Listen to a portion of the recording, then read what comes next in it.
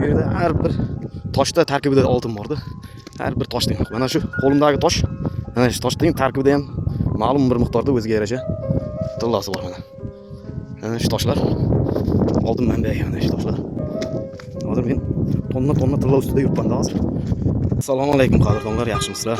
Hozirgi gapimni haqiqatan tarixiy fakt bilan isbotlanganmi yo'qmi bilmadim-ku, lekin ma'lumot sifatida hozir bir narsani aytib o'tmoqchiman. O'z davrining mashhur amirlaridan biri Amir Olimxon, hammamiz eshitganmiz, Buxoro amiri. Amir Olimxonning mashhur bo'lishiga sabablardan bir sababi uning xazinasidagi oltinlari bo'ldi. Uning hammamiz vagon oltinlar, vagon tillalar, tonna oltinlar bilan xazinasida juda katta boylik saqlangan deb eshitganmiz. Ana endi bitta savol tug'iladi-da.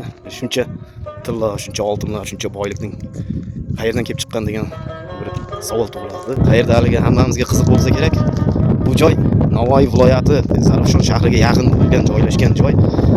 Bessapan aholi yashash punkti hisoblanadi. Bessapan degan so'zi o'zi qozoq tilidan olingan bo'lib, ya'ni kapansiz degan ma'noni bildiradi. Nima uchun Amir Olimxonning o'sha tillalari qazib olinadigan joyni Bessapan deb atashgan. Ya'ni kapansiz deb atashgan. Bu yerda endi xalq orasida rivoyat yuradi. Ya'ni Amir Olimxon davlatga qarshi chiqqan isyonchi, har xil siyosiy mahbuslarni, har xil o'lim jazosiga hukm qilingan mahbuslarni o'sha o'zining Bessapan tilla koniga ishlashga jo'natgan. O'sha Bessapan tilla konida ular ishlab 1 yil, 2 yilda og'ir mehnat natijasida kasalliklar tufayli shamollash, sel, shamollash va hokazo turli xil og'ir mehnat natijasida, kasalliklar natijasida ular vafot etishgan. O'sha vafot etgan mahbuslarni kon atrofidagi ochiq qabrlarga kapansiz holatda ko'mishgan.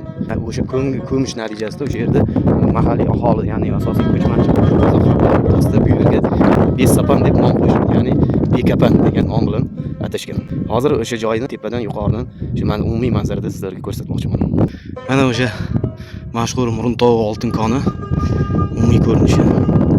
Mana bu to'g'rimizdagi mahalla Muruntov mahallasi. Mana shu yerlar umumiy Bessapan deb ataladi. O'sha Amir Olimxon davridan buyon Bessapan deb atalgan joylar. Umumiy ko'rinish, manzara, atmosfera mana shunday. Hozirgi kunda bu yerda hozir juda katta qazish ishlari olib boriladi. Oltin siloti mana shu yerdan qazib olinadi. Eng boy joylar.